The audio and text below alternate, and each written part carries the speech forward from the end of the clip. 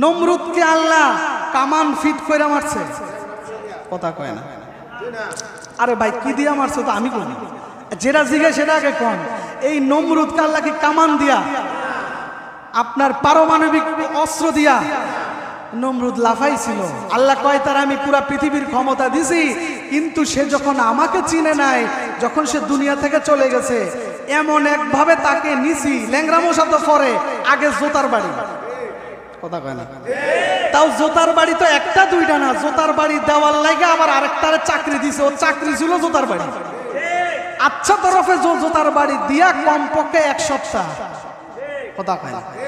তাও আমাদের দেশের এরকম সোল্টের জোতা না, কাঠের জোতা। কিসের? 1 সপ্তাহ বাড়ি দেওয়ার পরে নমরুদ কয় ভাই তো চাকরি শেষ। কে? তুই যেই বাড়ি দেস এই বাড়িতে আমার মাথার বিষ নামে না। আল্লাহ কয় তোর মাথার যত বিষ আগে বাইরামু, তারপরে বাই করবো। জগতের বুকে যত বড় বড় আপনার কবিরাজ ছিল সবাই রায়না হাজির। কি হয়েছে স্যারের? এই স্যারের নাম কি? কি নাম? স্যারের মাথা টাথা সব অপারেশন করলো, দেখে যে আল্লাহ সবই তো ঠিক আছে, ভিতরে খালি ছোট একটা কি দেখা যায়। এটা এই যে ল্যাংরা মশার আবার মাথার ভিতর আল্লাহ মগজ দিয়ে দিছে। কয় তুই কামড় খালি ঘন ঘন মারবি না, কতক্ষণ মিনিট মারবি, কতক্ষণ ঘন্টায় মারবি। মিনিটে মিনিটে যখন সে মারতো তখন কয় জোরে জোরে বাইরা, যখন ঘন্টায় মারতো কয় আমি ভালো হয়ে গেছি, ঘুমায়। ঘুম শুরু করলে আবার কামড়। সুবহানাল্লাহ কয় না তো? এ মিয়া বলেন সে আল্লাহ এখনো আছে কি নাই? 1 সপ্তাহ পরে, 1 সপ্তাহ যেটার এই আচ্ছা তরফে দিছে বাড়ি, বাইরে থাকো। কয় তোর বাড়িতে আমার কাজ হয় না, নতুন আরেকটা বাইরে না আনো, নতুন আরেকটারে নিয়োগ দেওয়া হয়েছে। হে আয়সা কয় হ্যাঁ থেকে এটার বডি মডি বালা, শক্তি বালা, তুই বাইরে হ, এমন বাড়ি দিবি যেই বাড়িতে আমার মাথার কি।